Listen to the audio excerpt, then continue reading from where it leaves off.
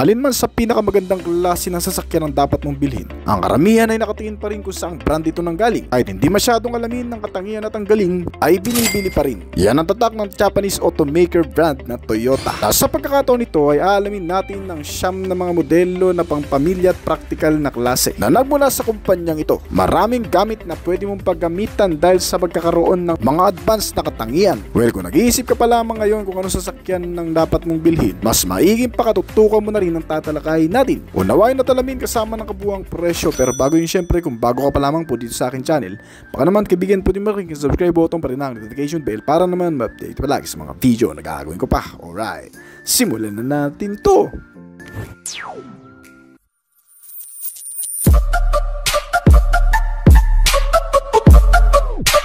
Toyota Hilux. Ang Toyota Hilux ay isang pick-up na ang pangalan ay kilala sa buong mundo para sa pagiging isa sa pinakamahirap at maasahang workhorse para sa anumang gawain. Mula 1968 hanggang ngayon, ang Hilux ay umani ng maraming papuri sa iba't ibang bansa. Salamat sa pagiging maaasahan nito, ang Philippine Integration ay may kasamang pinahusay na hitsura sa nakaraang henerasyon, pati na rin ang powerful na mga opsyon sa makina nito. Ang midsize ay isa sa pinagkakatiwalaang sasakyan na maaasahan kung panghakutan, pangnegosyo pati na rin sa mga terrain, mababato at matutubig na kalsada. At ito ngayon ay pinalilibutan din ng mga bagong at modernong kagamitan mula sa physical na estilo at disenyo, ay makikitaan mo talaga ng pagiging matatag. Dito sa bansa, kabilang ang pinakamababang variant at ang pinakamataas na variant nito ay talagang makakasulit ka. Pinapagana ito ng alinman sa 2.4 liter o 2.8 liter diesel engine inline 4-cylinder 16-valve at dual overhead camshaft na makina. Ang Toyota Hilux ay may pagpipilian sa 4-wheel at sa front-wheel drive. May automatic nito at manual, pero pare-parehong naka 6-speed ang variable transmission. Kayang gumawa ng 148 to 201 horsepower at 343 to 500 Nm ng torque. Kaya ang kabuang bilis nito ay umaabot din ng 175 to 180 km/h. Ang ilan din sa mga pangunahing angkop sa modelong ito ay ang matitibay na chassis frame pati mga suspensions mula sa harap at likod. May malawak na rear cabin para sa ilang mga gamit o bagahe, pati ang mga ilaw na magbibigay liwanag kaligtasan sa madidilim na kalsada. Ang pinakabagong update nito ay biniyayaan din ng mga advanced na safety at security features kabilang ang lane departure warning, pre-collision system, ADAS o Advanced Driver Assistance System, may hill start assist, rear camera, ABS, electronic brake distributor, vehicle stability at marami pang iba. May kasama na rin itong anti-theft alarm, immobilizer system, central locking at power door lock para naman mas mapaigting ang seguridad ng sasakyan. Dito sa bansa, ang kasalukuyang presyo nito ay umaabot ng 879,000 sa pinakamababang variant hanggang sa 2,186,000 pesos sa pinaka-top variant naman ito. Toyota Corolla Cross. Ang Toyota Corolla Cross ay dumating sa Philippine automotive market na may dalawang klaseng variant, isang standard at hybrid. Batay sa Toyota Corolla Altis, ang bagong crossover ay nagdadala ng mas mataas na antas ng ground clearance at mas maluwag na interior base para sa 5 pasahero at dalawang available na powertrain option. At tulad ng katapat nitong sedan, ang Cross ay pinapagana ng 1.8 liter natural aspirated gasoline engine at ang isang klase naman ay isang 1.8 liter na hybrid power plant. Ang parehong mga makina nito ay 1.8 liter na gumagawa din ng parehong naka-CVT na transmission at eksklusibong nagpapadala ng power output sa front wheel drive o front wheel nito. Base sa performance, ang standard variant nitong Cross ay gumagawa ng 138 na horsepower at 172 Nm ng torque, habang ang mill ng hybrid variant ay gumagawa naman ng maximum output na 71 horsepower hanggang sa 97 na horsepower at may maximum torque na 142 Nm. Bagamat may kabagalan ito kumpara sa standard variant, ay mas matipid naman kumonsumo ng gasolina dahil yan sa synchronous motor with permanent magnet at ion battery na kung saan madalas electric na lang ang nagpapagana dito. Kaya naman ang fuel consumption nito ay umaabot ng 25 km per liter. Siyempre ang modelong ito pagdating sa mga features sa interior, kung ang hybrid variant nito ang bibilhin mo, makakakuha ka ng mas kumpletong detalye ng mga features gaya ng 8 inches na infotainment system, the Apple CarPlay at Android Auto na rin. May voice control system, kasama rin ang 6 na speaker nito. May smartphone at Bluetooth connectivity at the touchscreen pa. May kasamang mga advanced safety sense gaya ng rear cross traffic alert, blind spot monitoring, ADAS o tinatawag ding Advanced Driver Assistance System. Meron din itong hill start, day and night rear view mirror, mga parking sensor at marami pang iba. At isang Toyota Vehicle Security System, may central locking, anti-theft alarm at anti-theft device, engine immobilizer at power door lock na rin. Mga makabagong sistema na tiyak makakatulong sa pang-araw-araw para mas mapalawig ang kaligtasan at seguridad. Mababagay din sa mga taong naghahanap ng isang mas mataas na 5-seater kumpara sa ilang sedan type model. May dalawang variant na pagpipilian mula sa kabuuang presyo na 1,312,000 pesos hanggang sa 1,844,000 pesos naman ang hybrid variant ito, Toyota Yaris Cross. Ang Toyota Yaris Cross ay isang subcompact crossover SUV na ginawa ng Japanese automaker na Toyota. Ito ay kabilang sa pamilya ng Yaris at idinisenyo upang magalok ng isang magandang timpla ng versatility, kahusayan at urban-friendly na modelo. Bilang isang subcompact na crossover, ito ay tumutugon sa mga driver na naghahanap ng isang practical, high-upgrade, improved reliability at maneuverability na sasakyan para sa mga komportableng pagmamaneho sa lungsod na may dagdag kakayahang pangasiwaan ang magaang na mga pakikipagsapalaran sa labas ng kalsada. Sa madaling salita, ang Yaris Cross ay para sa mga taong nagnanais ng mga high-riding na katangian ng mga crossover tulad ng Corolla Cross na nauna rito, ngunit gusto ng medyo mas maliit na sasakyan.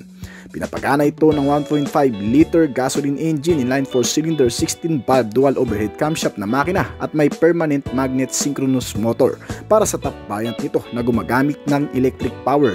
Exclusive lamang ito sa pinaka-top variant na crossover hybrid ng modelo. Lahat ng klase ng Yaris Cross ay gumagamit din ng isang CVT at gearbox na variable speed, pero magkakaiba ang power output na nagagawa gaya ng standard variant nito na gumagawa ng 105 horsepower at 6,000 RPM at 138 Nm ng torque sa kada 4,200 RPM. Habang ang crossover na hybrid naman ay gumagawa ng 79 horsepower, 290 horsepower at 111 to 121 Nm ng torque. May kabagalan ng hybrid pero ang mas pinorso dito ay ang pagiging matipid nito sa fuel. Ang harap na part ng mga suspensions ay ginamitan ng double wishbone habang ang likuran naman ay naka-torsion bin. Samantalang kung ang pangkaligtasan naman ang pag-uusapan, ang 4 na gulong nito ay mga naka-disc brake. Para mas mapatibay ang kapit, tinamahan ng mga anti-lock braking system at brake assist, kabilang na rin ang ilang sa mga advanced safety sense gaya ng free collision, automatic safety sense, speed sensing door lock. May pangkaragdagan din na bago gaya ng lane tracing assist na nagmamonitor sa posisyon ng sasakyan. Kasama rin dito ang lane keeping assistant na nagpapanatili naman sa sasakyan sa loob ng linya sa kalsada. At isang Toyota Vehicle Security Sense, isang makabagong sistema na inilagay na ngayon sa mga bagong modelo ng Toyota na kung saan mas napapanatili ang kapanatagan sa pangseguridad na pamantayan. May kasama na rin itong 360 camera, bagamat may 5-seater lamang ang modelong ito, ay hindi rin nawawala ang blind spot monitoring, hill start assist, vehicle stability, napakaraming airbags kasama ang mga parking sensor at marami pa. Ito ay mas kumpleto sa iba pang mga variant. Ang lahat ng mga klase pati sa pinaka low-end variant ay nakakuha din ng pare-parehong 10.1-inch na infotainment system. May kasamang mga connectivity, Apple CarPlay at Android Auto na rin. Pinagandang audio sound, mas cool na rin dahil sa auto climate control ng aircon system nito.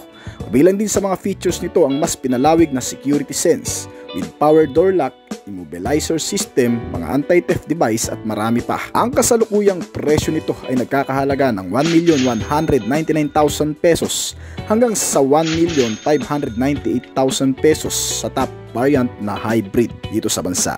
Toyota RAV4. Ngayon sa ikalimang henerasyon nitong modelo, nagtatampok ang RAV4 ng pinakabagong panlabas na disenyo ng Toyota. Nag-evolve ito sa isang crossover at nagtatampok ng mas mature at premium na disenyo na sinusuportahan ng Toyota New Global Architecture Platform.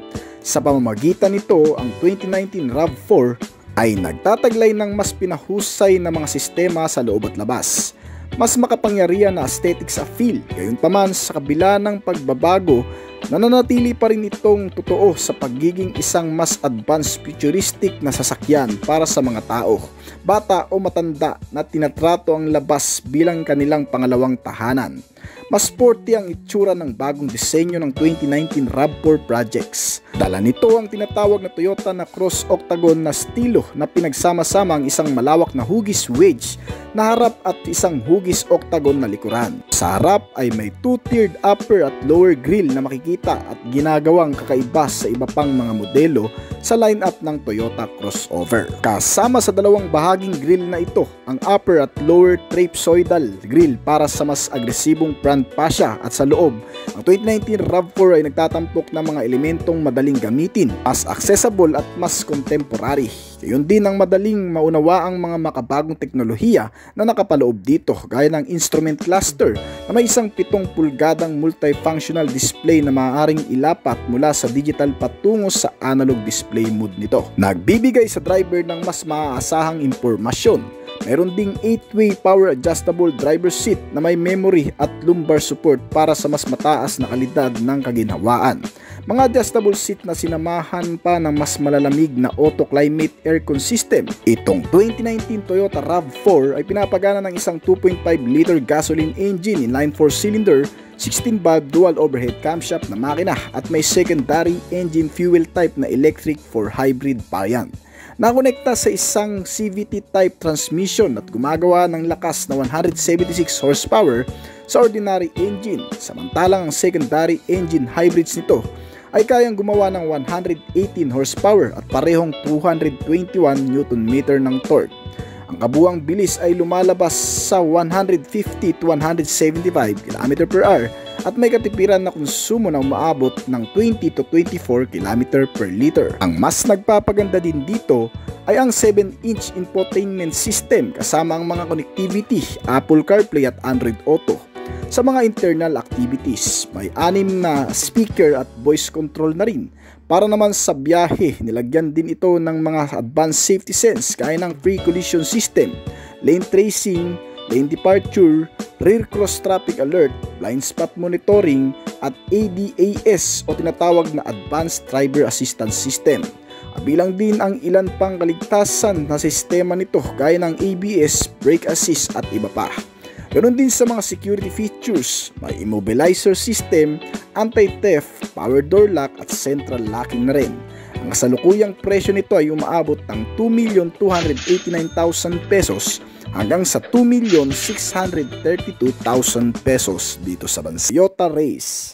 Ang Toyota Race ay ang pinakabagong entry ng Japanese brand sa 5-seater subcompact crossover o SUV sa market. Ito ay may angular styling na angkop sa isang sporty crossover at available na may dalawang opsyon sa makina. Ang una ay pinapagana ng isang natural aspirated na 1.2 liter at ang pangalawa naman ay isang turbocharged na 1.0 liter na parehong may 3-cylinder na format. May manual na transmission at mayroon ding mga naka-automatic transmission. Ang maximum output nito ay umaabot ng 87 to 97 horsepower at 113 to 140 Nm ng torque. May katamtamang bilis lang din sa kalsada at may katipiran sa konsumo. Ang fuel tank capacity nito ay 36 liters at kayang ubusin sa loob ng 570 km. Pinagmamalaki din ng Race ang ilang pangunahing tampok mula sa Toyota Safety Sense suit. Ang Toyota Race ay isang crossover na perpekto para sa mga batang profesional na naghahanap ng kanilang unang kotse o para sa mga naghahanap ang hindi ganun kalakihan ngunit tama lang sa pamilya na may 4 to 5 member. Toyota Race standard ay may mga pangunahing safety features kagaya ng ABS o anti-lock braking system, vehicle stability control, hill start assist, at isang immobilizer system for security. Meron ding reverse sensor, driver and passenger airbags. Ang mas mataas na variant naman ito ay nakakuha ng karagdagang side at curtain shield na mga airbag kasama ang reverse camera. May alarm din ito, clearance at back sonar para sa harap at likurang bahagi nito. At isang advanced safety sense na blind spot monitoring system at rear cross traffic alert. Dito sa bansa, nagkakahalaga ang kabuuang presyo nito ng 755,000 hanggang sa 1,070,000 pesos. Toyota Corolla Altis. Ngayon sa ikalabing-dalawang henerasyon nito, ang bagong Toyota Corolla Altis Compact Sedan ay nakakuha ng mga modernong aesthetic style at aerodynamic. Pinausay ng mechanical specs at interior na mas komportable at nauuso. Ginawa itong mas kakit-akit sa mga Pilipinong mamimili ng kotse na nagnanais makakuha ng isang sedan na mas mahal sa bios at mas elegante sa ilang 5-seater sa Pilipinas. Ang hybrid na variant para sa range topper nito ay pinapagana ng 1.8 liter gasoline engine inline 4-cylinder 16-valve dual overhead camshaft na pareho sa mga standard na variant. Nagkaroon nga lang ito ng lithium-ion battery at permanent magnet synchronous para sa kabuwang detalye ng makina at upang mas makatipid ng konsumo sa gasolina. Ang tatlong klase na variant nito ay parehong pinapagana din ng CVT type transmission, tulong para mas mailabas ang kabuwang maximum output na 97 horsepower hanggang sa 138 na horsepower nito at 142 Nm naman ng torque hanggang sa 153 Nm. Tumatakbo ng hanggang sa 175 km/h. Sobrang tipid talaga sa fuel dahil itong modelo ay kumukonsumo ng 24 km/L. At sa loob, ang itim na interior ay kinukumpleto ng asul na ilaw at chrome accents sa external attire na may mga kasamang digital na display panel gauge na pumupuno sa cabin para sa isang modernong itsura. Isang infotainment system din na makikita mo at mga audio sound system ay may kasama rin. Available sa modelong ito ang naka-leather upholstery na mga upuan sa nangungunang hybrid na variant nito at sa isang V na variant din. 5 tao ang mag-i-enjoy sa musika sa pamamagitan ng 6 na speaker. Kasama rin ang Apple CarPlay at Android Auto, touchscreen ng monitor at may DVD player pa. Hindi rin nawawala ang voice control at mga connectivity dito habang pinapanatiling komportable ang mga sasakay sa lakas ng naka-auto climate control na aircon system. At habang nasa biyahe ay pinalilibutan din ng mga safety sense ang kabuang modelo kabilang ang mga airbags, ABS na may electric brake assist. Kasama rin ang mga advanced safety sense nito gaya ng pre-collision, automatic high beam, lane tracing assist, blind spot monitoring, hill start, mga parking sensor, child safety locks at marami pang iba. Bilang din sa modelong ito ang isang security alarm, mga anti-theft device, central locking, immobilizer system para naman sa pangseguridad. At mas ligtas na pagsakay, ang modelong ito ay talagang masasabing bagong style at update ng pang-12 henerasyon nito. Mula sa loob at labas, makikita ang sedan klase na maraming nilalaman. Sa kasalukuyan ay nagkakahalaga ang kabuang presyo nito ng 1,135,000 pesos hanggang sa 1,730,000 pesos naman sa hybrid na variant nito. Toyota Vios. Ang Toyota Vios ay isang subcompact sedan at isa sa pinakamabentang nameplate ng sasakyan sa Toyota Motor Philippines o TMP. Kasama ang malalaking kapatid nitong MPV at SUV. Ang Vios nameplate ay pinakilala noong 2002 at nasubukan na ng libu-libong Pilipinong tsuper at ng family driver. Ito ay para sa pampubliko o pribadong paggamit. Sa pamamagitan nito, ang Vios ay patuloy pa rin sa pag-usbong mula sa teknolohikal na katangian hanggang sa panlabas na disenyo nito. Ang refresh na Vios ay nag-host ng isang ganap na bagong exterior at interior na disenyo. Bagong style sa harap kasama ang mahahabang nakapikit na mga headlight at hugis teardrop na paglamp vent at isang malawak na trapezoidal grille. Kahit na ang mga taillight ay nakaunat na bumabalot sa rear quarter panel nito. Nagdadagdag din ang TMP ng mga bagong variant ng Prime sa lineup nito na nilagyan ng mga accessories spoiler at iba't ibang design sa bumper mula nang magsimula ang pag-refresh sa modelong ito sa merkado ng Pilipinas. Pinalawak ng Toyota ang lineup ng Vios na may ilang mga bagong variant na abot kaya ang presyo tulad ng XE at XLE na parehong magtatampok ng CVT na kailangan para sa mga driver at traffic sa Pilipinas. Kasama ng mga variant na ito ang mga variant ng E at G na nananatiling pangunahing alok para sa masa sa lineup ng Vios. Pinapagana ito ng 1.3 hanggang sa 1.5 engine, naka 4-cylinder, 16-valve dual overhead na makina at nakakonekta sa automatic o manual na transmission nito. Ang nagagawang bilis ng modelong ito ay tama lang din para magamit ng mas komportable, convenient sa pang-araw-araw.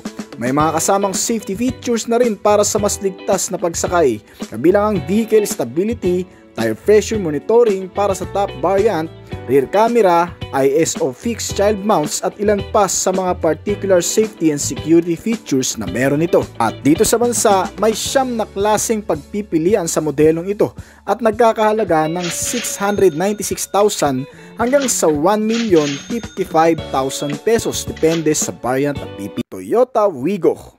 Ang Toyota Wigo ay isang entry-level na hatchback na ginawa ng Toyota Motor Philippines para sa mga batang profesional na nakatira sa lungsod o sa mga naghahanap ng kanilang unang sasakyan.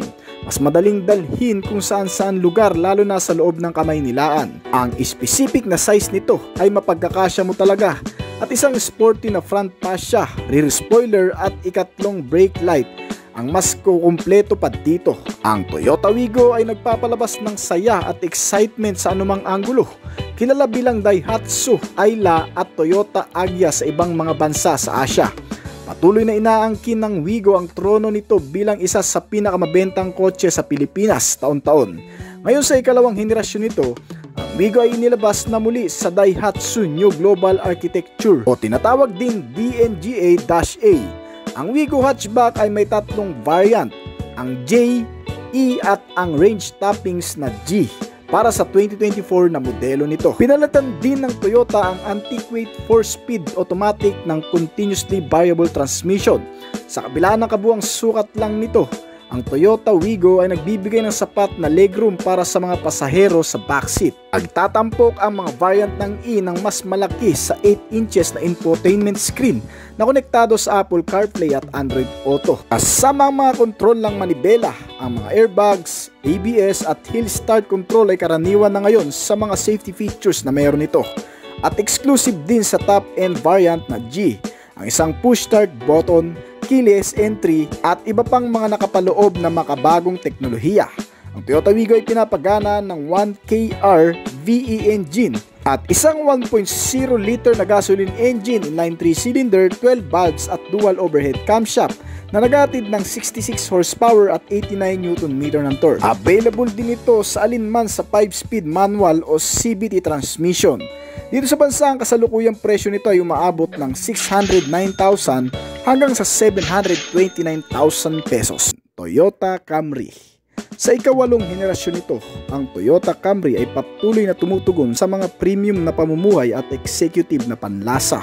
Kasama ang maluwag na interior base, mapagbigay na kaginhawaan ng nilalang at advanced na teknolohiya ang inilagay dito. Ang mid-size na sedan ay nagtatampok ng mga manipis na chrome accent sa harap at likuran na nagbibigay dito ng tamang dami ng klase at panlasa sa exterior appeal at pagiging luxury vehicle na klase. Habang ang bahagyang kurba naman sa paligid ng katawan nito ay nagpapanatili ng hitsura na mas pinalaking klase ng sedan at sa interior ay natatakpan ng class at eleganting disenyo. Halata tuloy mamahalin, habang ang mga wooden veneer panel ay nagbibigay ng nakakapreskong hitsura mula sa karaniwang parungkulay at texture ng dashboard at door trim. Itong Toyota Camry ay pinapagana ng isang 2.5 liter 2AR at FE inline 4-cylinder gasoline engine na naka-dual overhead camshaft at kayang gumawa ng 181 horsepower at 231 Nm ng torque. Kasama sa pagpapagana dito ang electric power hybrid engine na gumagawa naman ng maximum output na 175 horsepower at 221 Nm ng torque. Ang bilis nito ay may estimated na 175 km/h at kumukonsumo ng hanggang sa 22 km per liter sa fuel. Kabilang din sa modelong ito ang saganang features sa entertainment, ang 9.1-inch na infotainment system na detached screen pa at naka-Apple CarPlay at Android Auto na rin. May tatlong klaseng drive mode na rin ito at may kasama na ring 3-zone climate control system para sa aircon system.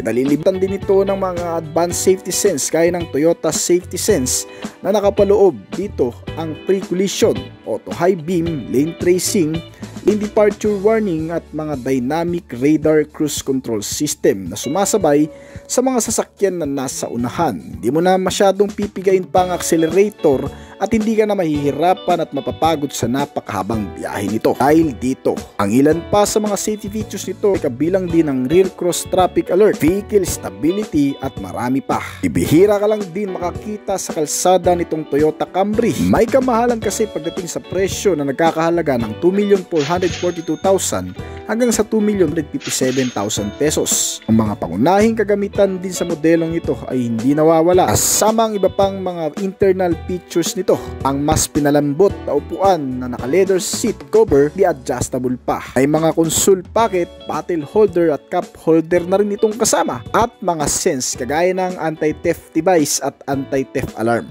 May central locking, power door lock at immobilizer system. Kabilang din sa particular safety ang anti-lock braking system, brake assist, electronic brake distributor, crash sensor at mga parking sensor. May camera na rin ito para sa safety rin. Dito sa bansa, kung gusto mo ng mas malaking sedan na gaya nito at premium class ang datingan, very popular sa itong Camry na nagkakahalaga ng 2,442,000 hanggang sa 2,457 pesos.